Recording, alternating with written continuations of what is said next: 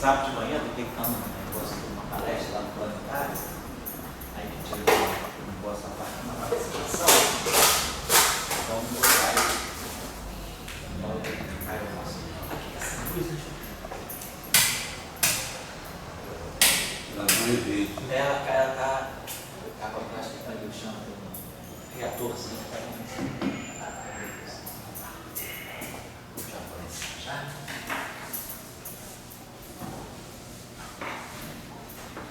Oi, Luiz, bom dia.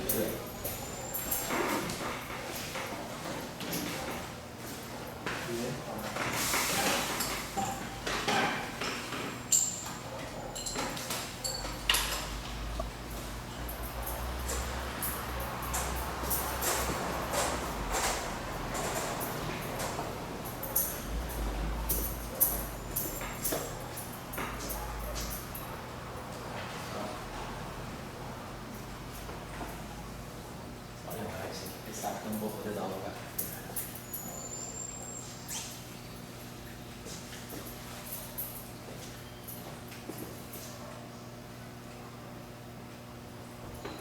Então a gente tinha parado ontem, né? A gente tinha. Vamos começar, né, José? Então ontem a gente tinha terminado exatamente na parte dos espinhos, tá certo? E falado quer dizer, trabalhado um pouquinho a questão da representação, saber localizar a representação, né, do campo que a gente está considerando. Então, desde que terminei a aula, dando o exemplo, né, do campo de spin 3,5, então se nós tivermos um campo, né, que tenha um índice espacial e um índice espinorial, então a gente se pergunta qual é a representação, como é que eu acho o gerador, então a gente fez esse exercício no final da aula, né? Então,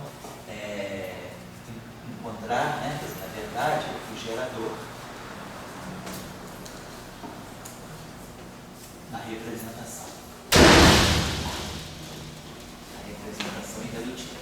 Né? Nós tínhamos lembrado por que nós precisamos disso, né? Porque o nosso tensor de spin, basicamente, né, ele é o DL F ponto. E aqui entra o gerador daquela representação e aqui entra o φ. Estava lembrado disso. Tinha um fator I aqui. Então essa aqui foi o que a gente chamou do tensor de spin. E esse gerador aqui, ele vai acoplar esse índice daqui com, vamos dizer, esse índice daqui. Então esse gerador é uma matriz e o elemento de matriz dele, né, ele faz esse acoplamento.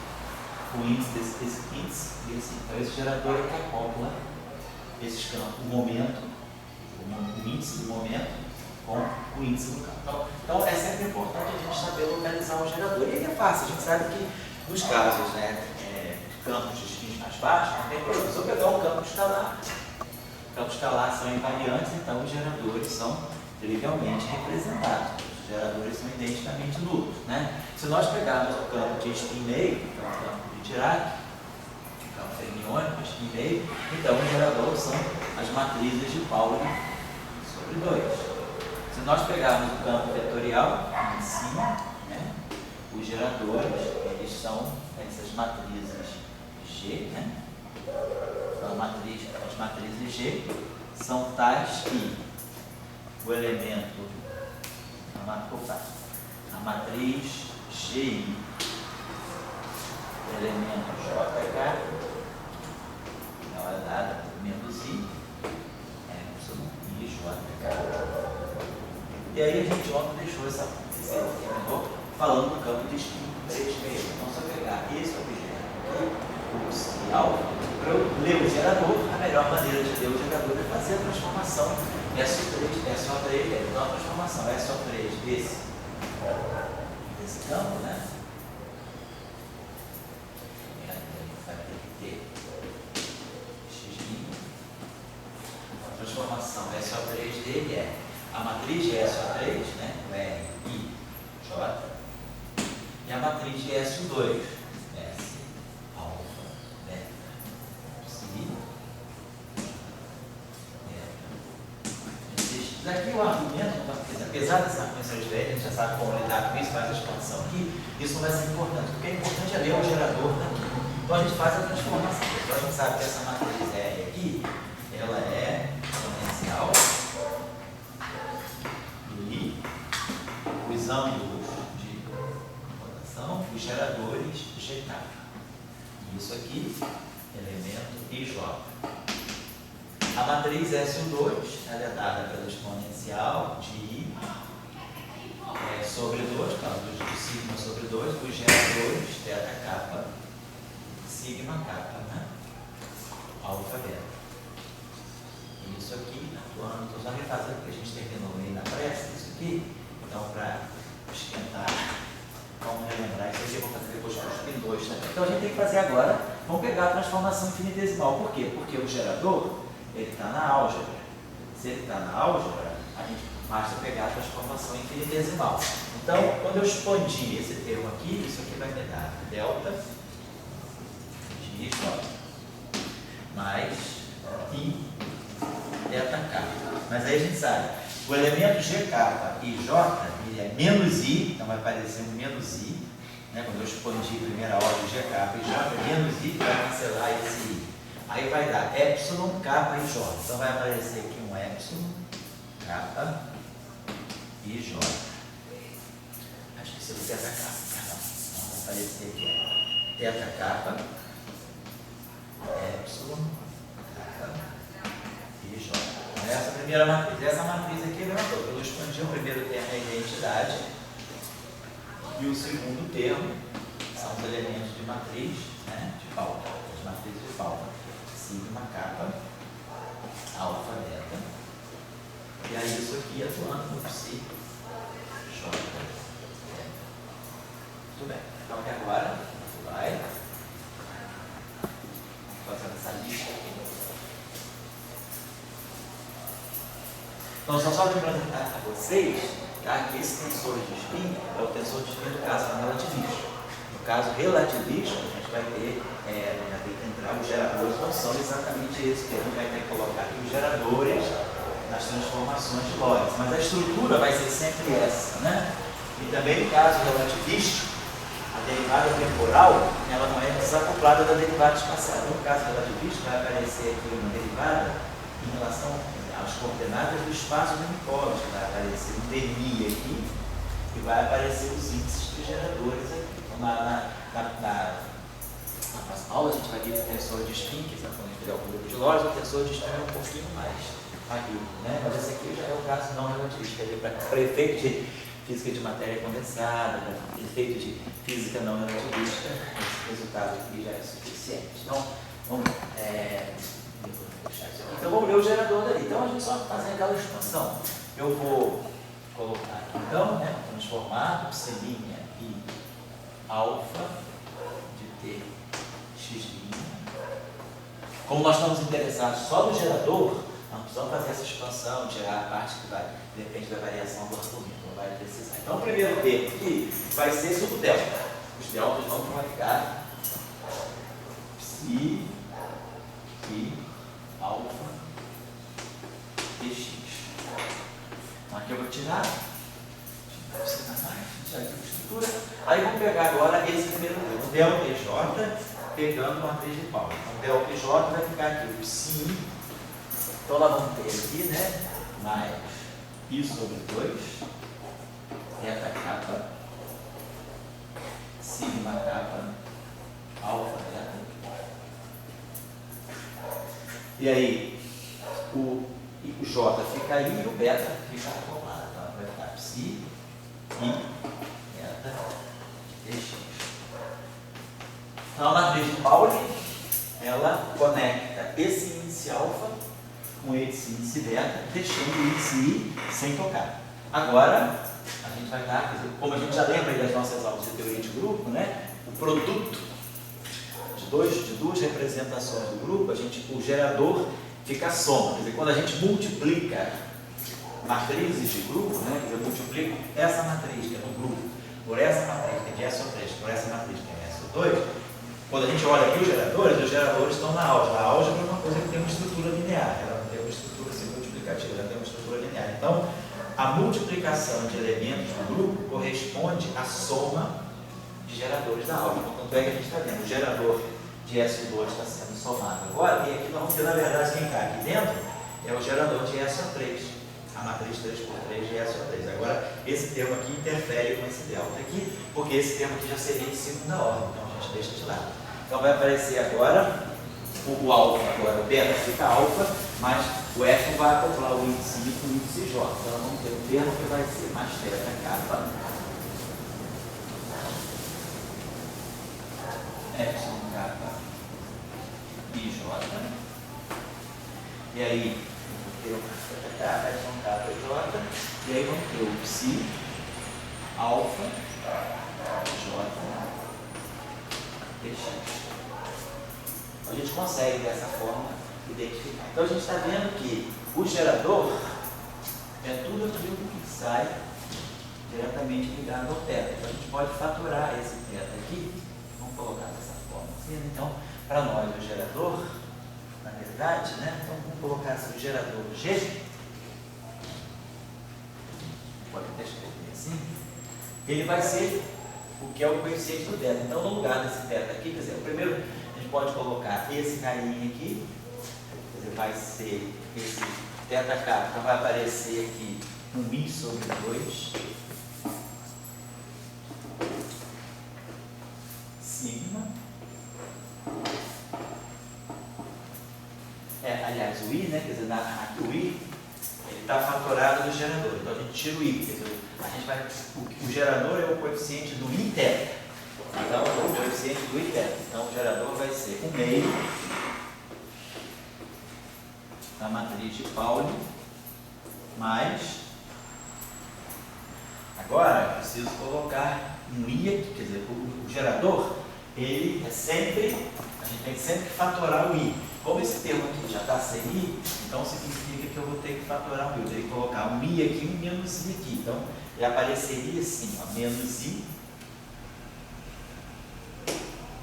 Eu vou fatorar um I aqui, para poder ficar igual a esse. Botando um I aqui, eu tenho que colocar um menos I aqui. Então vai ficar como se fosse assim, menos I epsilon. Né? Vamos botar esse epsilon em forma matricial assim. Só para indicar que isso aqui é uma matriz 3x3, uma matriz em 3 matrizes, epsilon kappa, epsilon 1, epsilon 2, epsilon 3, os elementos são IJ. A gente pode escrever genericamente desse modo, então se quiser pode colocar aquele G.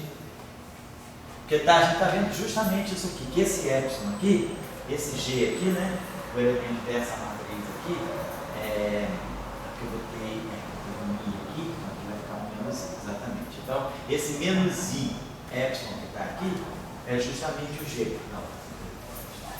Na verdade, quando eu fatoro, né, o I, para poder ler o gerador, o I θ que me dá o gerador, aqui eu tenho I θ. Então, como eu não boto um I aqui, boto menos I aqui, vai ficar menos I epsilon. Mas menos I epsilon é justamente o gerador, a representação 3x3. Então, na verdade, o gerador é a soma, o gerador da representação 2 e o gerador da representação 3. Tá? Então, esse gerador aqui, a gente tem que entender dessa maneira. Essa matriz aqui é uma matriz G kappa, elemento IJ, que vale menos I epsilon kappa IJ. Então é assim que a gente tem que entender esse gerador. Toda a representação por ele, isso que acontece.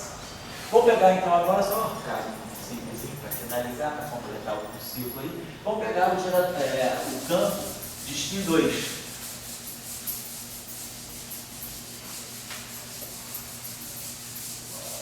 Ou o campo de 2 índices, né?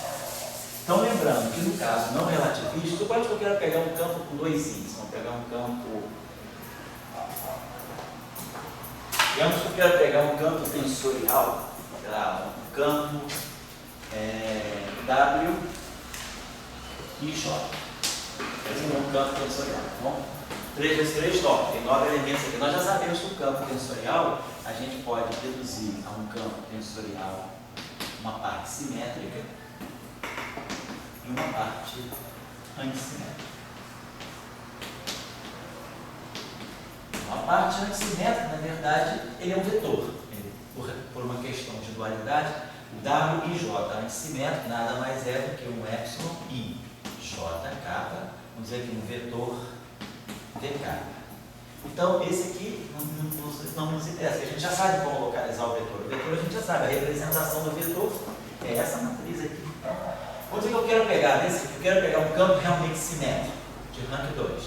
Então, ele tem 6 componentes. Nós já sabemos que esse campo simétrico de rank 2, ele tem 6 componentes, que seria o spin 0, né? E o spin 1. E aqui a gente tem o spin focado no spin 0 e tem o spin 2. E aqui a gente tem o spin 1, que é a parte antissimétrica. Aqui tem 1, 5, 6 e 3, 9, das 9 componentes. Então, vamos dizer que eu queira trabalhar com esse campo. Então, se a gente pegar o campo de rank 2, vamos deixar o traço, não preciso extrair o campo. Vamos pegar o campo completo. W e J simétrico. D, X. Então, a transformação de Lorentz dele vai ser R.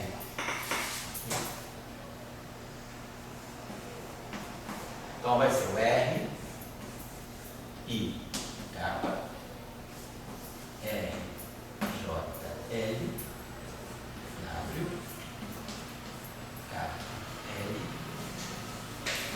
X. Aí, agora o exercício que você tem que fazer é o mesmo. Essa exponencial aqui tem o G, essa exponencial aqui tem o G, quer dizer, vai sair uma soma de 2 termos desse tipo aqui.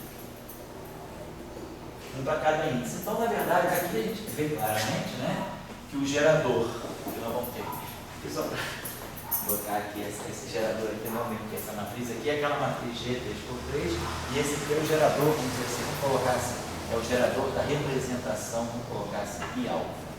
Só para indicar que é o gerador que está levando em conta a parte em alfa e a parte em I. E aqui eu vou ter a mesma estrutura. Eu vou ter um gerador que vai estar levando em conta agora, vou colocar aqui, só para indicar que é a representação IJ, simétrica. Por ser simétrico, eu vou colocar um círculo embaixo, só que indica a simetria, os índices são IJ simétrica. Então, o gerador nessa representação, então o gerador, só colocando aqui uma questão só de notação, representação de J simétrica, ele vai ser um G mais um outro G. Na verdade, eu vou ter um epsilon kappa I J ligando os índices J, vai aparecer esse termo aqui, replicado uma vez para o índice I e uma vez para o índice J. Né? Então, quem fizer esse exercício aqui vai ver que, nesse caso, o gerador dessa representação é a soma de 2 geradores da representação 3x3. Então, fica claro que a gente lê os geradores. É ver cada índice separadamente. Cada índice pega o seu gerador. Só para lembrar isso. Então, se quiser tirar um tensor de spin para o campo de spin 2, é só seguir essa prescrição. Colocar no lugar do G aquela soma de 2 G. Então, E aí, isso gera o produto no gerador. Oi, tem. Opa, onde é? Oi? Isso. Todos o mesmo gerador. Vai distinguir a outra parte com a É, isso. Vai distinguir, vai ser o LD ficou tanto, né? Eu estou na aula passada, fiz o gerador de novo no caso do spin 3.3, eu estou fazendo no caso do spin 2, só para poder mostrar como é que os geradores aparecem. Então tá certo. Vou ver mais alguma coisinha que nós tínhamos que ver.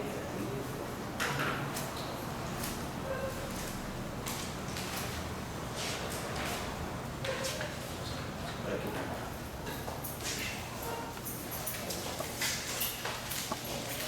Bom, então vamos começar a ver agora um outro tipo, né, de transformação.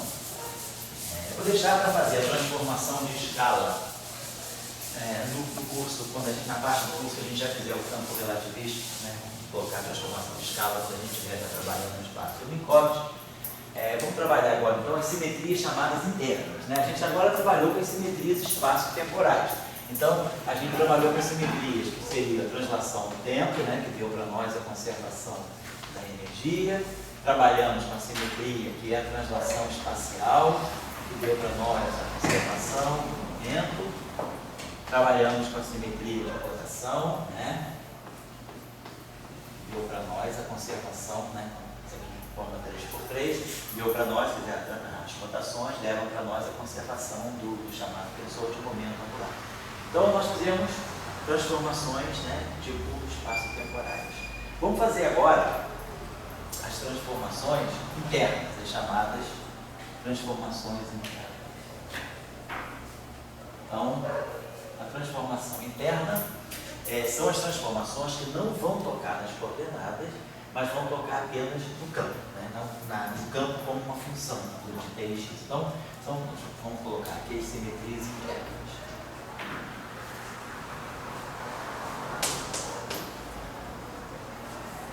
Então, nas simetrias internas, o nosso campo, ele deve trazer algum índice, né? Que a gente vai ter um campo φ, que eu vou deixar em aberto os índices espaço-temporais. Não vou declarar aqui qual é a estrutura de índice espaço-tempo, se é vetor, se é escalar. Não vamos declarar isso. Vamos declarar apenas algum tipo de simetria que esse campo tem alguma índice que lembre-se que esse campo transforma segundo o multiplete de um certo grupo de simetria. Então, digamos que a gente coloca aqui um índice A. Vamos colocar só assim, um índice A. Então, meu campo é um φA de Tx, onde esse A aqui, então, é um índice associado à simetria interna. Então, A é o índice, vamos colocar assim, né, de uma representação irredutível de um grupo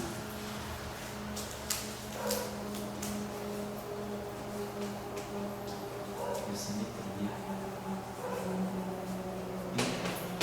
Esses índices internos, eles vão dizer, enquanto o espinho aparece na simetria, Isso. assim, e daí, esse daqui é imposto, assim, né? Você diria que meu campo está no múltiplo. Você colocaria, ele não tem uma origem espaço-temporal, é uma simetria que você impõe com base, por exemplo, poderia ser uma espécie de uma degenerescência do conjunto de campos que compartilham uma certa propriedade, daquilo que a gente chama de estrutura de multiplete. Tá? Mas seria uma simetria, vamos dizer, meio ad hoc, né? Você coloca um grupo de simetria, dependendo, claro, do fenômeno, deve ter algum fenômeno que guie a escolha dessa simetria. Então é o índice de uma representação, pode ter até mais índice também, eu posso ter duas simetrias, eu posso ter um campo, ele não precisa trazer só o índice, eu posso ter nesse caso aqui eu estou dando, vou dizer, tá, uma simetria interna. Vamos pegar essa simetria interna, seja representada pelo grupo G. De repente eu posso ter uma situação, que até que eu coloquei um teste na tarefa para vocês, eu poderia ter duas simetrias, eu poderia ter uma simetria G e uma simetria H. Dois grupos de simetria, um G e um H, por exemplo. Então, meu campo agora, ele vai ter duas categorias de índice. Ele poderia ter um índice A, que é o índice da representação dessa simetria. Mas, como eu tenho duas simetrias atuando contemporaneamente, então meu campo também vai ter que trazer um índice de uma representação de uma outra simetria. Por exemplo, poderia ser SO2 vezes SO3, poderia ser SO2 vezes O1. Então, vamos dizer, esse índice respeita essa primeira simetria e, por exemplo, o segundo índice vai respeitar a segunda simetria. Para não fazer confusão, vamos dizer que essa simetria H aqui, esse tem índice A minúsculo e esse índice A maiúsculo aqui, seja, por exemplo, né, o índice desse grupo aqui. Então, significa que esse meu campo ele vai poder sofrer ele vai responder a duas simetrias. Nesse caso, está respondendo. Vamos fazer logo esse caso direto aqui, que é esse caso aqui, claro, incorpora aquele. Eu posso esquecer esse A e ficar naquele caso. Então, significa que, olha, digamos que o meu grupo G, não sei, então, meu campo, vou botar assim, meu campo φ, onde vai sofrer essa transformação, φ de Tx. Né? Então, agora a transformação não atua nas coordenadas de espaço temporário, só no espaço dos campos. Então, esse meu campo aqui, vou colocar assim, A, né? Ele, em princípio, ele vai poder sofrer a ação de duas simetrias. Digamos que eu atue primeiro com a simetria G. Eu posso fazer as duas simetrias independentemente, faço uma depois faço a outra, não precisa ser simultâneo. Então, digamos que eu faça a transformação G. Então, como é que ele responde à transformação G? Ele vai responder à transformação G através de uma matriz que representa esse grupo. Vamos dizer que essa matriz seja a matriz M. Então, eu vou ter uma matriz M, A, B, Φ, B,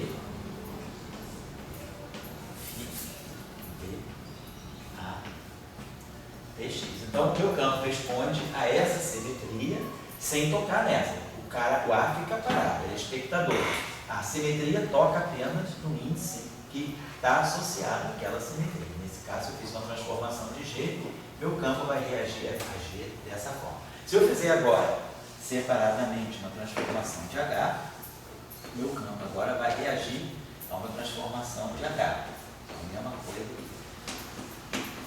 Vamos dizer que a matriz aqui, em vez de ser uma matriz P, seja uma matriz N. Então, essa matriz N aqui vai ter A, B. E aí, o índice A pequeno, ele não é tocado por essa simetria, fica parado, o espectador, aqui, eu tenho B, e Tx. Digamos que eu tenho essas duas transformações atuando simultaneamente. Meu campo pode ter até mais. Por exemplo, eu posso também ter um campo que seja neutro. O que significa um campo ser neutro para uma simetria? Significa que para aquela simetria ele não se transforma. Então, se eu pegar, por exemplo, eu poderia pegar um campo que vai ser um campo aqui, que só, por exemplo, ele só vai ter a simetria H. Então, se eu fizer uma simetria uma transformação de G em cima dele, que linha é igual aqui, por uma transformação de G, mas que linha é diferente de aqui, por uma transformação de H. Então, significa que, para efeito do grupo G, ele está na representação trivial. Todos os geradores de G são zeros quando atuam nesse campo. Os geradores de H. Depois eu vou fazer um exemplo, eu vou fazer um caso mais concreto. Então, isso está dando para nós a ideia já de que eu tenho a simetria dela. Vamos pensar que esses grupos aqui sejam grupos que possam ter representações orbitais, portanto, geradores hermitianos. Então, digamos o seguinte, que essa matriz N, ela possa ser colocada dessa forma. Quer dizer, é um grupo contínuo e representado unitariamente. Então, vou ter geradores hermitianos, vou colocar aqui I. Agora, claro, os parâmetros que controlam essa simetria são completamente diferentes desse. Aqui pode ser um grupo SU2, esse aqui é um grupo SU3. Então, vamos dizer que os parâmetros da simetria M, da simetria G, são parâmetros alfa. Agora, essa simetria ela tem um certo número de geradores. O número de geradores, em princípio, não tem nada a ver com esses A e B. Ela pode dizer que eu vou correr os índices de geradores, então meus parâmetros são alfa, e digamos que eu vou nomear os geradores por um I maiúsculo. Então aqui eu vou ter geradores GI. Aí sim, essa matriz aqui é uma matriz com índices AB. Então isso aqui é a dimensão da representação. Esse índice I, ele é a dimensão do grupo, é o número de geradores que o grupo tem. Então ele vai até o número de geradores de G. Então se for um grupo SU3,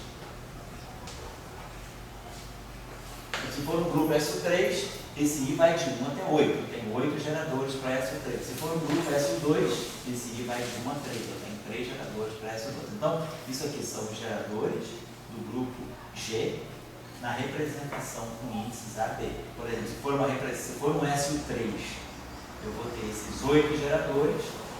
E, por exemplo, se eu pegar a representação 6-dimensional, eu vou ter os 8 geradores em forma 6 por 6. Ou eu posso ter os 8 geradores em forma 3 por 3. Quer dizer, SU3 pode ter representação com dimensão 3, com dimensão 6, com dimensão 8, com dimensão 10. Então, eu vejo que representação de SU3, esse meu campo, tá? Esse meu campo vai ter índices, que vão ser os índices da representação. Pode ser 3 índices, pode ser índice de 1 a 3, pode ser índice de 1 a 6, índice de 1 a 8, índice de 1 a 10. Mas os geradores não, os geradores são 8. Se eu for SU3, ele tem 8 geradores. Então esse I aqui, ele especifica, na verdade, a dimensão do grupo. A dimensão do grupo, ou seja, o número de geradores do grupo. Esses índices aqui especificam a dimensão da representação. Aqueles tantos geradores estão representados em forma AB. Essa aqui é a ideia. Segundo grupo, aqui, você está, anteriormente, quando você colocou espaço-tempo, você está trabalhando com campo. Agora você está trabalhando com um grupo de campos. Né? Exato. Daqui a pouco eu vou juntar tudo. Daqui a pouco, aqui também, na verdade, eu estou trabalhando, quer dizer, quando eu estou trabalhando no caso do espaço-tempo, eu também estou trabalhando com um grupo de campo. Na verdade, quando eu falo de um campo vetorial, eu estou colocando esse índice. Esse índice aqui é um conjunto de 3 campos. Esse aqui é um conjunto de 2 campos. Só que esses 3 ou esses 2 são índices do grupo espaço-temporal. Aqui é o mesmo conceito. Esses carinhas aqui são índices, mas não no grupo de espaço temporal. Então, vamos dizer, se pegasse o campo exteriorial. Então, vamos pegar aquele último exemplo que a gente fez. O campo de spin 3 meios. Então, ele tem um índice I que vai de 1 a 3, que é a parte espacial dele. Tem um índice alfa que vai de 1 a 2, que é a parte tenorial dele. Agora, ele tem um índice A ligado à simetria G e tem um índice A ligado à simetria H. Então, esse meu campo tem 4 índices. Esses dois aqui respondem pela estrutura de spin dele. Esse aqui responde pela resposta dele, o que ele está ligado, em como ele está ligado ao primeiro grupo G. Então, na verdade, isso aqui seria como se fosse um número quântico, né, ligado a G. Então, poderia ser um spin isotópico. E aqui poderia ser a cor, poderia ser um SO3 de cor. Então, nossos campos, que aqui eu estou omitindo a parte espacial, porque como nós estamos fazendo transformações que não tem nada a ver no espaço-tempo, para efeito dessas transformações, as coordenadas espaço-temporais são como se fossem escalares, eu não mexo no espaço-tempo. Só estou mexendo na parte extra, vamos dizer, na parte de acessórios, né, que o campo pode ter. Aqui é a parte espacial. Eu poderia, por exemplo, pegar um campo de spin 2. Então, eu poderia pegar o campo H e J, simétrico, com spin 2. Aí pego um índice A de um grupo G, um índice A de um grupo H, e aí agora, A de alfabeto. Eu pegando dois índices latinos, assim, posso pegar, sei lá, aqui um índice que eu vou chamar de índice A. Índice A chapéu. Se eu tivesse um outro grupo, poderia ter um outro grupo com esses índices aqui. Então eu posso jogando os índices que eu quiser nas simetrias extra, mas eu tenho também a simetria espaço-temporal. Certo? Eu queria discutir um pouco fisicamente. Isso aí. Então você fisicamente aí você botou aí. Isso. Aí é ipsial. Então aqueles índices que você bota está ligado a uma coisa que chama spin. Isso, está ligado ao spin. Então vai ter o alfa, tem o 2, agora está querendo dizer, agora estou introduzindo mais outra entidade, não é mais ligado ao spin. Ligado ao centro. Não colocando já as palavras para quem nunca, né, pessoal, pode ter gente da graduação que nunca assistiu isso. O que significa que eu estou colocando outras coisas, estou colocando então outros atributos físicos que não necessariamente o spin. Então, uma partícula ela pode ter, por exemplo, carga elétrica. Se eu quisesse introduzir o atributo de carga elétrica, aonde é que a carga elétrica entraria? Quer dizer, a carga elétrica não é o spin, então isso aqui é o spin. Eu tenho que colocar um índice extra aqui para declarar qual é a carga elétrica. Mas aí essa carga elétrica, ela é uma resposta a que tipo de simetria, que grupo que eu estaria colocando para descrever a carga elétrica. Na verdade, a gente daqui a pouco vai falar que eu vou colocar o SO2 é equivalente ao 1, e aí a gente vai introduzir a carga elétrica. Mas vamos colocar isso, você vai dizer, meu campo, por exemplo, é um campo vetorial. Tem spin 1. Ele é neutro, como o fóton, ou ele é carregado como o W mais? Quando eu quero descrever o W mais? Então, eu vou descrever uma partícula que tem spin 1, que tem a carga elétrica positiva, por exemplo. Ela tem algum outro tipo de interação? Ela tem interação forte, ela não tem interação forte. Né? Vamos dizer que a gente estivesse falando de grande unificação. Eu tenho os Ws, que tem também por um número quântico de cor. Então, eu colocaria que ele responde a simetria de cor, por exemplo. Então, cada atributo novo que eu vou colocando, que liga o campo a um certo tipo de interação, eu vou ter que ir colocando índices de representações da simetria associada àquela interação. Então, se o meu campo tem interação eletromagnética, eu vou ter que saber como é que ele se interage eletromagneticamente. Se ele tem interação fraca, eu vou colocar aqui o atributo dele segundo o grupo das interações fracas. Se ele tem interação forte, eu vou colocar aqui o atributo dele das interações fortes. E assim vai. Se tiver uma quinta interação, né, vou colocar aqui o atributo dele segundo aquela interação. Certo? Então, esses índices extras, eles vão especificando outras qualidades do meu campo também, além das qualidades, né, do espaço temporário. Aqui é a mesma coisa. Então, vou pegar uma representação, fazendo assim, pegar então uma representação unitária. Esse grupo aqui é um outro grupo, então os parâmetros já não são alfa, né? Vamos dizer que tem uma outra categoria de parâmetros, vamos chamar de parâmetros de natureza beta. E claro, a dimensão desse grupo não é necessariamente a dimensão desse. Então esse índice aqui, ele pode de uma outra forma. Vamos dizer que eu arranje, vamos chamar esses índices aqui, eu vou chamar de índice, vamos chamar de um índice I chapéu, e geradores H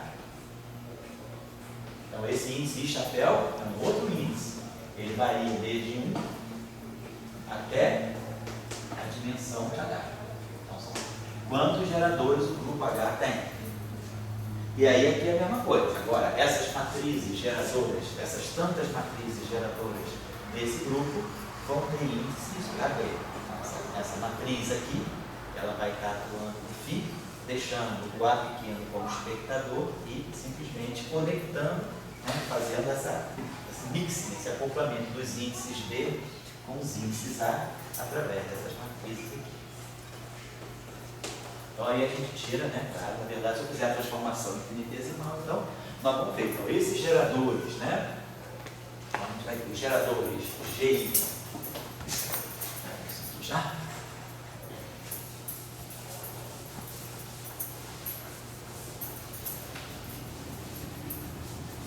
Então, os geradores GI, existe um certo número deles, eles estão na representação, né, com índices A e B, os índices A e B correm então pelo A e B, eles vão, né, de 1 até a dimensão da representação, uma representação de G. Então, é a dimensão da representação, não é mais a dimensão do grupo. O índice I não, ele vai de 1 até a dimensão do grupo, o número de geradores do grupo. É a mesma coisa aqui com os geradores H e chapéu. Esses H e chapéu, eles vão ter índice AB. Então esse A e B aqui vai correr desde 1 até a dimensão da representação particular que eu estou escolhendo, né, para o grupo H. Por exemplo, só para a gente ter um exemplo já assim, mais complexo, se eu estivesse falando de uma simetria do tipo SO2 vezes SO5, só para ter uma ideia.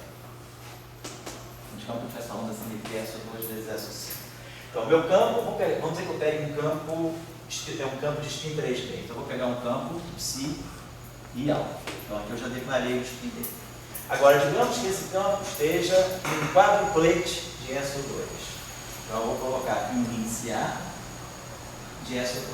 E que ele esteja na representação adjunta de SO5. Vou colocar aqui esse A.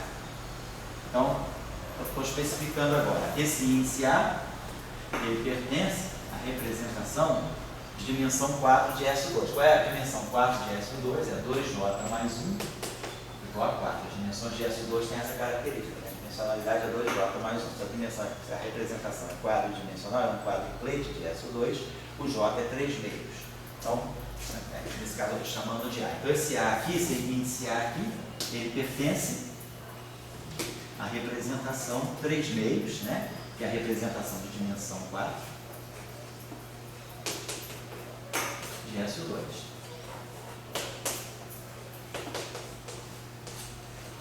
E esse índice A aqui, vamos dizer, ele está, estou declarando que ele está na representação adjunta. A representação adjunta de SO4, de SO5, né, qualquer SON, a representação adjunta, ela tem, a dimensão do grupo é N2 menos 1. Então, SO5 tem 24 geradores. Vou pegar essa aí para dar uma representação. Vou pegar a representação, vou pegar 5 vezes 5.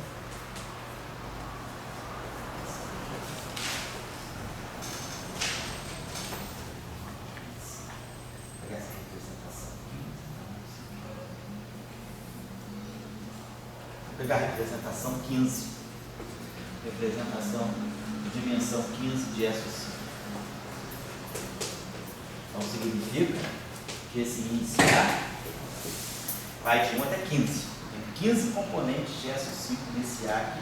Agora, eu tenho 24 matrizes, 15 por 15. Eu tenho quantos geradores? Qual é a dimensão de SO5? SO5 é um grupo com 24 geradores, então eu teria H I chapéu, com esse I chapéu aqui, nesse caso de SO5, indo de 1 até 24.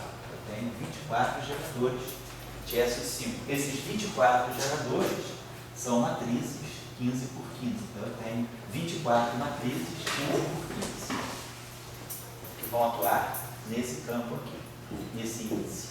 E aqui dentro do SO2, eu tenho 3 geradores, SO2 As matrizes 5 por 5. Foi? As matrizes 15 por 15. Representação de dimensão. Então, eu tenho 24 matrizes, 15 por 15. Hoje em dia ninguém precisa se preocupar de escrever essas matrizes, porque tem programas, já tudo calculadinho, já nos programas de teoria de grupo, né? E mesmo também no Physics Report dos lances, tem, mas ninguém mais acha que precisa se preocupar com essas questões algébricas, porque o software de teoria de grupo já tem tudo isso encaixado já. Então, esse grupo aqui é o grupo SO2, 3 geradores. Então aqui vamos colocar os 3 geradores GI. Então esse meu índice I aqui vai correr 1, 2 e 3. E aí eu tenho que pegar 4 matrizes, 3 matrizes, 4 por 4, para dar essa representação. Nós já sabemos lá do curso de teoria de grupo, né? Você sabe da álgebra linear, como é que a gente representa as 3 matrizes sigma em forma 4 por 4. A gente usa aqueles métodos dos operadores de levantar e abaixar, né? O J mais e o J menos. Então a gente constrói as 4 matrizes, as 3 matrizes 4 por 4 dessa representação. Lá no curso de teoria de grupo, mês passado, talvez na aula 16 ou na aula 17, a gente calculou explicitamente essas matrizes aqui em forma 2 por 2, que são as matrizes de Pauli, em forma 3 por 3, que são os S, em forma 4 por 4, a gente fez até a forma 5 por 5, a gente foi até os pendores, até a representação J igual a 2. Bom, essas matrizes são todas conhecidas, mas não precisa também se preocupar, porque o software tem isso. Mas estou só querendo especificar. Então, aqui nós temos 3 geradores aqui, 4 por 4. E temos 24 geradores aqui, em forma 15 por 15. Então, daqui fica claro, se a gente faz essa expansão de primeira ordem, fica claro que a transformação dos campos, então a transformação de φ segundo G, a transformação infinitesimal segundo o grupo G vai ser delta φ A. Então, se é o grupo G, o índice A fica paradão.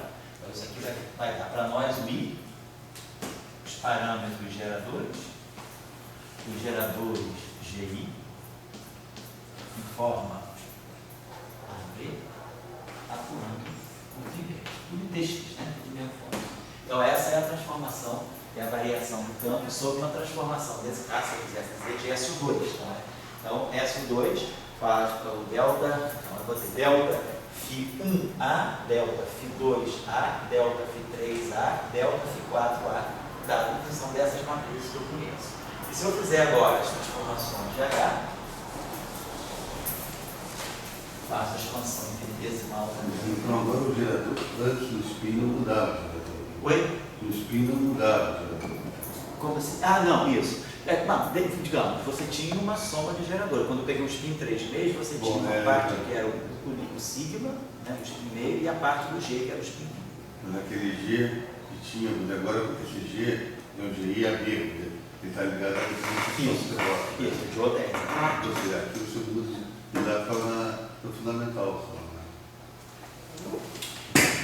Então, eu acho que porque olha só, lá, vamos dizer assim, claro que você tem é porque ele estava. Se eu pegar esse campo como a gente pegou o H e o J, no final da aula de hoje. Já viu aquele psi alfa? Vamos pegar o psi. Então, quando a gente pegou o psi alfa, ele responde, esse campo sozinho, ele responde a SO3 de duas formas. Ele tem essa parte aqui, ela vai lida com o gerador G. E essa parte aqui vai lida com o gerador sigma sobre 2. Mas esse gerador, se fosse só do mesmo grupo, mais simples, psi, tinha um gerador G, e esse gerador G era aquele gerador na representação fundamental. Isso, na representação fundamental não, na representação 3. A representação fundamental é 2 por 2. A mais baixa dimensão, quer dizer, para SO3, a gente começa com a representação, quer dizer, a gente tem o escalar, que é a representação unidimensional, depois tem o espinor, que é a representação bidimensional, depois a gente tem o vetor, que é a representação 3, tridimensional. Fundamental é essa. Tudo bem, mas se você pegasse esse ali, o psi alfa, você estaria com o teu G, uma matriz 2 por 2. Isso, você faz o A, teria uma matriz 3 por 3. Isso, exato. Assim. Só isso. Agora aqui não, né? Aqui você já, a matriz do G, ela... São várias. São várias. Mas aqui também são várias, porque, quer dizer, na verdade eu tenho 3 matrizes, 3 por 3 aqui. Aqui eu tenho 3 matrizes. Lá no S2, né, a gente fazia isso aqui, ó. O que aparecia? Exatamente isso aqui. Aparecia o I, beta kappa, gerador G kappa, atuando em φ. Então, se o meu φ fosse um A, então aqui apareceria IJ, a J. Se o meu φ fosse espinor, aparecia alfa, beta, psi, beta. Mas de qualquer maneira, aparece um gerador para cada ângulo de rotação. A pergunta é compara, botando lá, você compara com o lado de cima. Se tivesse igual. E lá em cima, se também tivesse um A, o se fosse um A, mas aí, comparando os dois geradores, qual é a diferença que tem entre eles? Estruturalmente nenhuma. A estrutura é essa. A estrutura é parâmetro,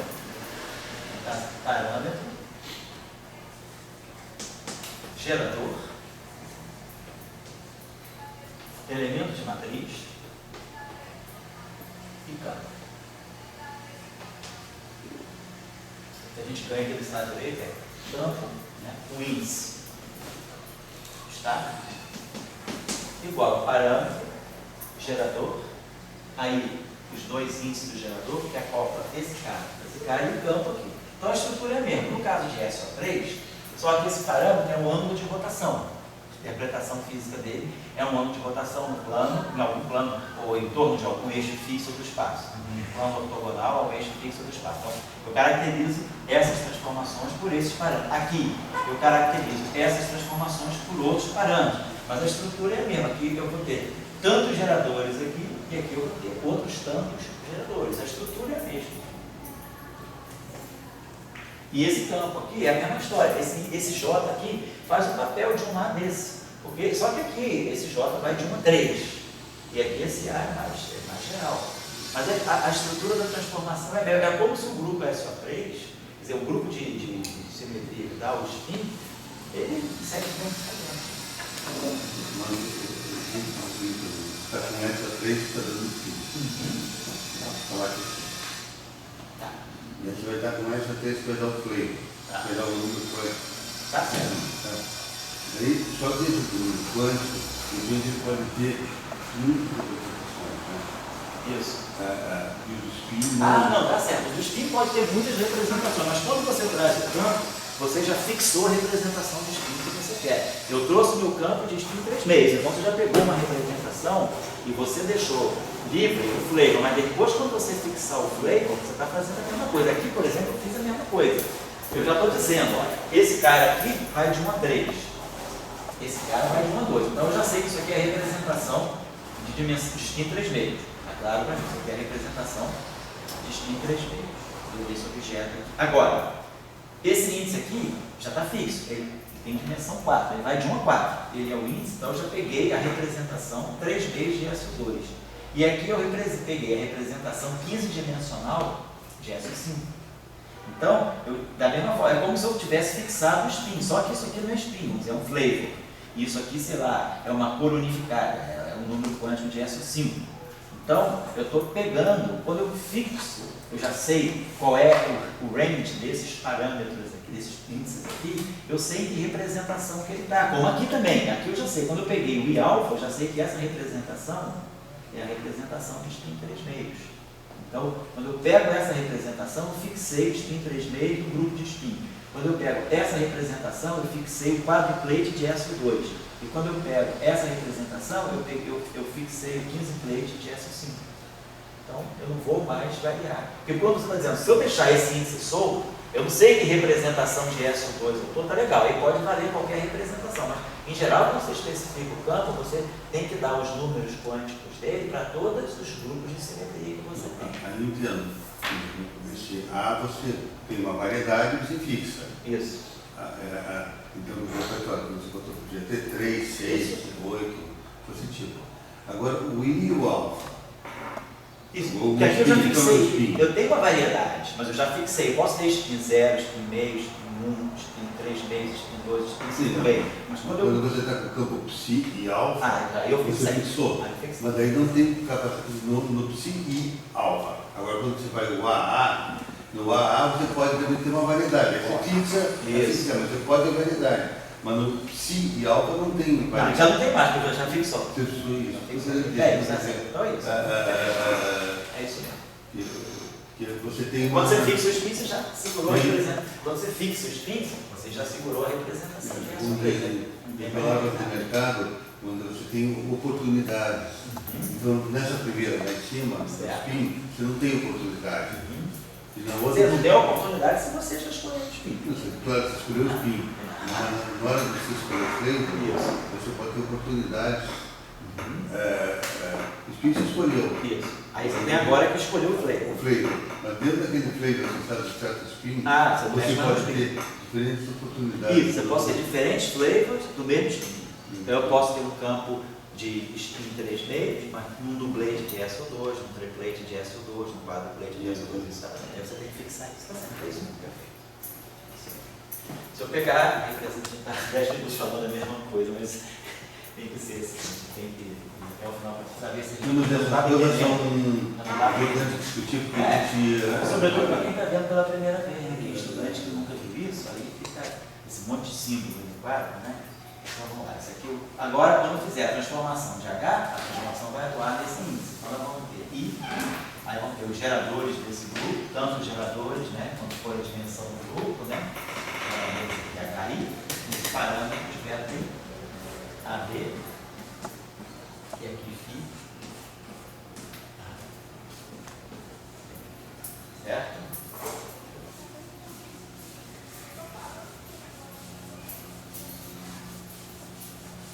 Então é isso aí. A gente pode, se eu quiser depois dar um terceiro grupo, posso dar, vou depois dar um exemplo mais concreto, só para a gente poder começar agora a trabalhar. Bom, então vamos fazer o seguinte, vamos ver como é que fica o teorema de Nader aí. Nesse caso, eu não tenho nada com L do X, eu não tenho que mexer os argumentos, é claro nesse caso, né? Essas simetrias são todas simetrias globais, né? Então, os parâmetros aqui são todos parâmetros que dependem de T e X. Então é claro que se eu pegar essa equação, a variação da derivada do campo, nesse caso, das simetrias internas, como eu não mexo no argumento, né, a variação das derivadas do campo, né, é a mesma coisa que a derivada da variação. Isso aqui, não precisa nem provar que comuta, né, como a gente fez ontem, não tem que provar que comuta porque a gente mexia no argumento, mas aqui eu não mexo no argumento. Então, se eu derivar aquela equação, a derivada, quando tem essa equação fininha, né, igual a n, como se tudo aqui é constante, qualquer derivada que eu tirar aqui, eu passo para cá, e esse linha não tem nada a ver com x, então tudo comum. A mesma coisa vale para as derivadas espaciais, a derivada da variação, a derivada espacial do campo e a derivada da variação do campo. Então, se eu tenho essas simetrias, então a gente vai poder fazer. Eu tenho simetria sobre. As simetrias são separadas. Quando a gente escreve um grupo de simetria, ele é dado por um produto cartesiano, significa que são duas simetrias, né? São dois espaços disjuntos, né? Assim, como a gente está vendo ali, a simetria G não tem nada a ver com a simetria H. Por isso que a gente representa, né, dessa forma. Assim. Agora, isso não é uma coisa mais geral da teoria de grupo. Na teoria de grupo a gente pode ter aquele chamado produto semidireto, né? Isso aqui significa, nesse caso aqui significa que qualquer gerador daqui comuta com qualquer gerador daqui, não tem nenhuma interferência aqui. Significa que qualquer gerador que a gente está chamando de GI comuta com qualquer gerador que eu estou chamando de HI chapéu. Agora, quando o produto é semidireto, não. Eu posso ter geradores daqui que não comutem com geradores daqui. Então, é a situação diferente. Em geral, quando a gente escreve grupos de simetria, a gente tem simetrias, várias simetrias, a gente está sempre levando em conta essa estrutura. Cada simetria é independente, porque cada simetria está representando uma física, uma interação que não tem nada a ver com a outra. Aqui, por exemplo, uma estrutura que aparece, isso aqui, por exemplo, é o grupo de Poincare. Né? No grupo de Poincare, nós temos as transformações de Lorentz, no espaço minicósmico, nós temos as transformações SO1,3 e temos os geradores das translações. E aí, então, nós temos as translações no espaço de Minkowski. Aí a gente sabe que os geradores das rotações de Lorentz, eles não comutam entre si. Os geradores daqui, que são os momenta, eles comutam entre si. Então, PI é igual a zero. Então, esses geradores comutam entre si. Esses geradores, né, daqui, sigma com sigma, dá sigma. Então, isso aqui forma um grupo à parte, isso aqui forma um grupo à parte. Porém, esse cara aqui tem índice vetorial. Se ele tem índice, ele sente essa rotação aqui. Então, esses geradores sigma com esses geradores P, dá geradores P. Então, eu tenho uma não comutatividade entre geradores que estão aqui e aqui. Se isso aqui fosse zero também, eu teria dois grupos completamente separados, mas quem está fazendo a ligação é o fato desses geradores responderem a esses geradores aqui através dessa relação de comutação. Então, isso que a gente chama de um produto semi-direto de dois grupos. Mas no caso das simetrias internas, a gente geralmente pega sempre produtos diretos. Então, são produtos cartesianos nesse sentido. São dois espaços com físicas completamente distintas. Uma simetria não está sabendo da outra. Então, a gente, nesse caso aqui, se eu tenho mais simetria, eu vou ter que ver o que me dá simetria sobre G e o que me dá simetria sobre H. Eu não faço as duas simetrias juntas. Eu tenho uma lei de conservação para G e uma lei de conservação para H. Então, lembrando, né? A variação, então, nós queremos uma invariância do Lagrangiano. Então, usando de sempre. O Lagrangiano depende dos campos. E os campos variam. O Lagrangiano depende das derivadas dos temporais dos campos. Né? E aí eu tenho a variação, né, do Ficon. E o nosso Lagrangiano depende também das derivadas espaciais primeiras dos campos. E aqui eu boto. No espaço de Minkowski, eu vou fazer tudo com variação derivada segunda. Eu vou fazer já um formalismo unificado para derivada primeira e derivada segunda, mas eu vou deixar para fazer isso direto no espaço de Minkowski. Aqui eu vou fazendo separado, para a gente não confundir muitas coisas, a gente compreender essa ideia. Beleza, agora lembrando que isso aqui é a mesma coisa do DDT do delta φ. Lembrando que isso aqui é o DI do delta φ. E lembrando que aqui a gente usa as equações de Euler-Lagrange, substitui isso aqui pelas equações de Euler-Lagrange, isso aqui vai me dar um DDT de DL e de Ficon, então esse termo aqui vai juntar com esse, então nós vamos ter, né, para qualquer. Então nós vamos ter uma estrutura geral para que nós chamamos o teorema de Miller para qualquer simetria. Vai valer para o G, vai valer para o H. Basicamente a estrutura da equação é essa aqui, DDT, de novo, do DL de Ficon, sempre a derivada temporal, né? Sempre a parte de momento crucial para as leis de conservação. E aqui eu vou ter o delta φ mais a divergência desse objeto aqui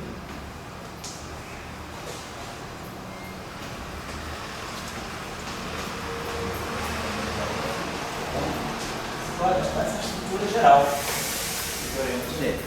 Então nós temos aqui alguma coisa que nós vamos interpretar como uma densidade, e aqui nós temos uma corrente, né? Tem um índice I aqui, então nós temos uma corrente que está dando o fluxo, né, da grandeza que está representada por essa densidade. Então a grandeza que é conservada, quando a gente pega isso, né, uma certa região de um volume infinito, supõe que os pontos caem a zero no infinito, a gente tem a conservação dessa grandeza. Então, essa grandeza que é importante para nós é a densidade da grandeza que é conservada. Então a gente tem essa grandeza aqui, que vai ser para nós DL de ponto delta φ. Aqui só, antes de fazer isso, vamos fazer o seguinte. Vamos supor agora, então, esse delta φ, então nós já vimos qual é o padrão geral do delta φ. Dada uma transformação interna qualquer, quem é o delta φ? Nosso delta φ vai ser I, os parâmetros associados àquela tipo de os parâmetros do grupo, os geradores do grupo, vou colocar assim, atuando em φ. Eu não estou declarando os índices da representação, não estou deixando aquele A e B aqui em aberto para ficar uma equação em forma matricial. Vou imaginar que isso aqui é um vetor coluna, isso aqui são matrizes N por N, e isso aqui é um vetor coluna de N componentes. Então isso aqui é a transformação de um grupo, pode ser que vale tanto para G quanto para H. Se for H, é só colocar beta I chapéu, HI chapéu. Se for G, alfa I chapéu. Mas o que é importante é que a estrutura é essa. Então, como eu tinha falado com vocês, a variação do campo, ela segue esse padrão. E parâmetro, gerador, campo. Né? E aí esse gerador, ele pega esse índice daqui e acopla com esse índice daqui. Então essa vai ser sempre a estrutura de uma simetria interna. E o teorema de Noether vai sempre trabalhar com essa representação. Então, lembrando que esses parâmetros aqui não dependem nem de T e nem das coordenadas x e, eu posso aqui dentro, então já imaginar que isso aqui vai ter um I, eu posso substituir aqui, vai ficar aqui o I, os geradores alfa I saíram, então vou ficar aqui os parâmetros alfa I saíram, então vai ficar G e φ. E aí está vendo, é a mesma estrutura dos φ. TL desse ponto, gerador, φ. Só que o gerador que a gente coloca aqui é o gerador do S distinto. Aqui eu estou colocando o gerador do grupo, que é a mesma coisa. O alfa I vai sair, então vai aparecer aqui o GI atuando. Então a estrutura é bem característica, bem geral. Bom, aí é claro, se agora eu estou falando do meu grupo, então, essa lei, então eu vou ter uma lei de conservação para cada gerador do grupo G e vou ter, se eu fizer a mesma coisa para o H agora, eu vou ter uma lei de conservação agora associada à simetria H. Ponto. Aqui quem vai entrar com o seu gerador nesse HI. Mais. Blá, blá, blá. Aqui, a densidade. Então, nós vamos identificar uma densidade que vai carregar esse I. Ela vai carregar uma informação sobre a simetria. Vou ter uma densidade para cada gerador. Ou, no caso da simetria H, eu vou ter uma densidade para cada gerador. Então, o número de cargas, a densidade está associada à carga. O que é a carga? Carga é a integral volumétrica da densidade. Depende dos campos e das derivadas dos campos. Vou colocar assim, então, se eu integro essa grandeza aqui, eu estou tirando as cargas representadas em termos dos campos. Eu dou uma representação para as cargas daquela simetria em termos dos campos. Nós vamos ver daqui a pouco, vamos fazer isso para a carga elétrica. Como é que eu escrevo o objeto de carga elétrica em função dos campos carregados, certo? Então, a estrutura é sempre essa. Vamos pegar um exemplo agora bem claro, bem concreto, para a gente poder fazer isso, botar isso de forma bem manifesta, para não ficar nada muito formal assim. Então, vamos supor, vou dar um intervalo daqui a pouquinho, tá? Vamos supor que eu pegasse, então, um campo de natureza. Vou pegar um campo, nós estamos usando demais o espírito infelizmente. Vamos pegar o campo vetorial, vamos pegar o campo tipo máximo. Vamos pegar um campo vetorial. Então vamos dizer que eu tenho um campo vetorial, que esse campo vetorial ele esteja numa certa. Vamos dizer que eu tenho então um grupo de simetria nesse caso aqui, vamos pegar assim, vai ser um S.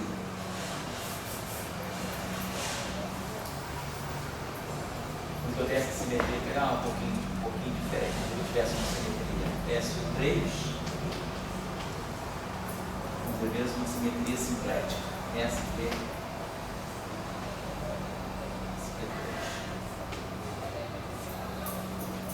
Então, a simetria simplética, as nossas simetrias simpléticas, SP, elas são sempre pares, SP2N. Alguns livros eles colocam SPN, 1S, mas quando é sempre multiplicar por 2. O SP tem sempre que ser entendido no sentido par, porque a transformação simplética, qual é o papel dela? O que é uma transformação? O que é um grupo simplético? O que é uma transformação de um grupo simplético? Suponhamos que eu esteja num espaço de dimensão, N, Eu vou sempre preservar essa estrutura. Eu estou num espaço de dimensão par e eu tenho uma estrutura que tem essa característica. Tem esse objeto fundamental. Estou no espaço de dimensão N, isso aqui é uma matriz N por N, isso aqui é uma matriz N por N. Então eu tenho uma matriz antissimétrica, dada por essa identidade aqui, fora da diagonal. Essa matriz aqui é uma matriz por 2n. Então, isso aqui, o que é o grupo SP2n? A gente vai entender que ele é de que ele é a generalização. O grupo SP2n é o conjunto de todas as matrizes R, que pegam essa matriz aqui, essa chamada aqui de forma simplética, vamos chamar isso aqui de I assim. Essa matriz I é esse objeto aqui, e fazem esse trabalho aqui. R transposto I. R é menos 1, deixa I invariante. Então, o conjunto de todas as matrizes 2n por 2n, que deixam esse objeto invariante, são as chamadas de matrizes SP2n. A gente pode mostrar, pessoal, um exemplo só. Então, essa é a ideia do grupo SP2n. Vamos ver por que, da onde é que isso sai. Suponha um caso mais simples, que é o caso bidimensional. Então, vou pegar um caso bidimensional. Se eu estou no caso bidimensional, essa minha estruturazinha aqui é esse objeto aqui, é a matriz 0, 1, menos 1, 0. Com essa matriz aqui, por exemplo, se eu pegar essa forma bilinear, vamos dizer que eu pego essa forma bilinear, eu pego dois vetores, um vetor x e um vetor y, dois pontos, né, do espaço bidimensional, eu estou euclidiano bidimensional, e forma esse objeto aqui, x transposto e y. E o que é isso aqui? Isso aqui é x1, x2, 0, 1, menos 1, 0, y1, y2. Essa forma quadrática, ela é uma forma quadrática, né? Isso aqui é x1, y2, menos x2, y. Devido a essa estrutura aqui, que se eu pegar f de yx, isso aqui é y transposto e x, mas isso aqui é a mesma coisa, né? X transposto e y transposto, né? Se eu fizer essa transposição, fica y transposto, i transposto é menos i, x transposto. Então eu preciso botar esse sinal menos. Então essa forma aqui, ela é antissimétrica na troca desses dois objetos, diferentemente do produto vetorial, do produto escalar. O produto escalar, se eu fosse pegar o produto escalar de x com y, seria x transposto y, que é uma coisa simétrica. S de x, y é F de y, x. Aqui essa forma, o que essa forma está me dizendo? Isso aqui nada mais é do que o produto vetorial. É como se eu estivesse pegando o produto vetorial, vetor x, vetor y, no plano. No plano não é um produto vetorial, só tem um componente, é um pseudo-escalar. Quem é isso aqui? Isso aqui, na verdade, é epsilon i j, x, y, j. É melhor chamar essa matriz aqui, vamos chamar de epsilon. Então, seria o leve-típico bidimensional. Então, o meu grupo simplético ST2, ele vai fazer esse trabalho para nós. Ó. R transposto, epsilon, R, a gente quer que ele faça isso. Então, o que significa isso? Significa que se eu fizer uma transformação simplética, x' é rx, y' é ry. Então, se eu colocar o f de x' e y', vai ficar x' transposto, epsilon, y'. Mas x' transposto é x transposto, r transposto, epsilon, r'. Então, o papel do grupo simplético é deixar isso aqui invariante. Então, ou seja, o grupo simplético em duas dimensões, ele é o grupo de transformações que deixa invariante o produto vetorial, não o produto escalar. O grupo de rotação SO2, ele deixa invariante o produto escalar. ST2 deixa invariante o produto vetorial. Se eu pegar, se fizer essas transformações aqui, com essa condição, essa é a condição para invariância do produto vetorial em duas dimensões. E aí, o grupo simplético, ele generaliza esse conceito aqui sempre em dimensões pares. Em dimensões ímpares, eu não tenho como escrever uma matriz que seja a réplica da identidade com a mesma identidade. Isso não dá para fazer isso em 3x3. Isso eu tenho que replicar essa matriz aqui, então eu vou ter sempre dimensões pares. Então, o grupo SP2n, ele atua, né, nesses grupos aí, nesses espaços. Vamos dar uma olhadinha só aqui rapidinho na estrutura do SP2, porque aí a gente pode generalizar isso. Se eu pegar uma matriz então de SP2, ela tem essa característica, R transposto, epsilon, R igual a epsilon.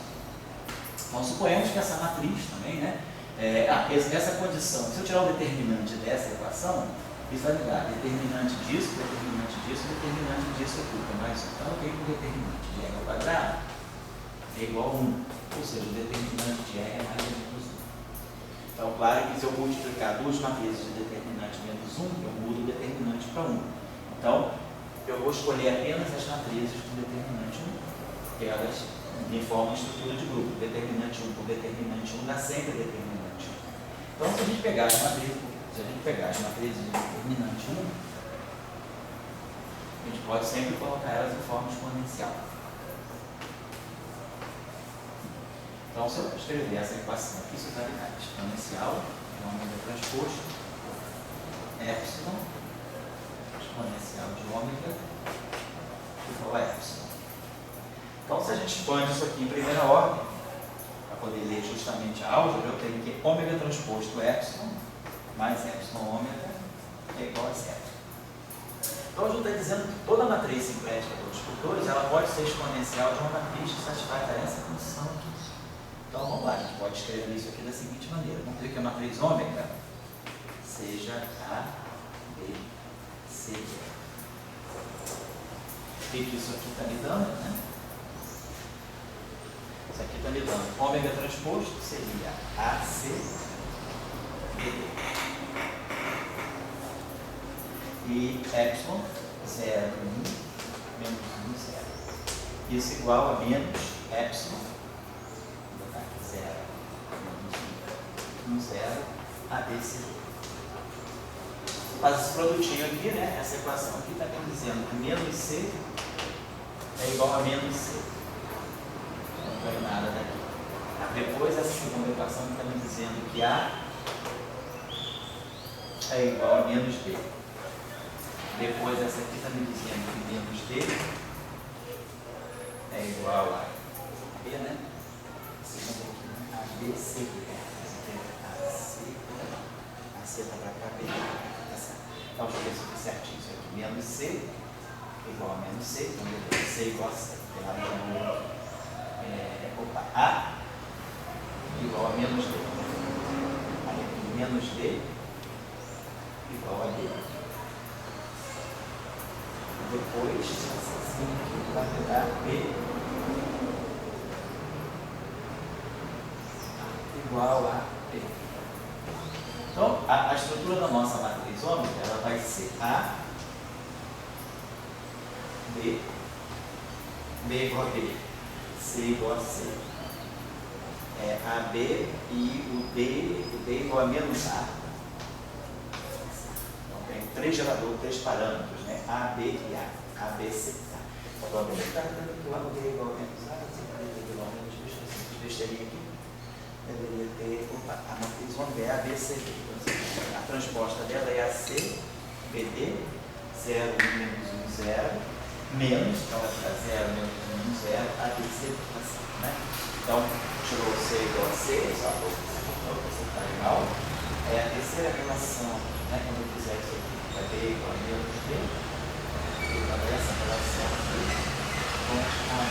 é igual a não fiz errado, tá? Essa terceira equação é pegar essa linha com essa coluna, ela pegando essa linha com essa coluna. Então, fica A igual a menos D igual a A. Então, a estrutura da matriz simplética é essa aqui. Ela tem três geradores. Porque eu posso expandir essa matriz ômega como sendo A, 1, 0, 0, menos 1, mais B, 0, 1, 0, 0, mais C, 0, 0. Então, tem esses três geradores, né? São, na verdade, combinações das matrizes de Pauli. Isso aqui é o sigma Z.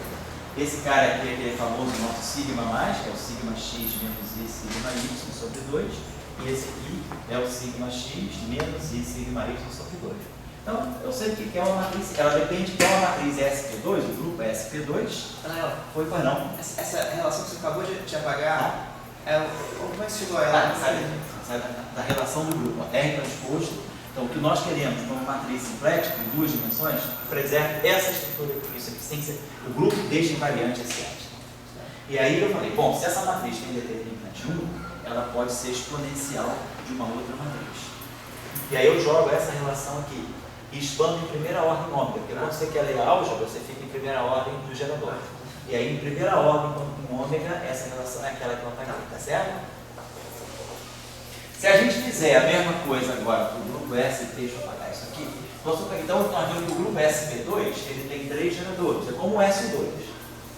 Vou pegar agora um grupo, então, esse... Ah, e outra coisa, será que esse grupo aqui, só para ter uma ideia, assim, a estrutura da matriz ficou essa aqui, ó. A, B, B, menos A.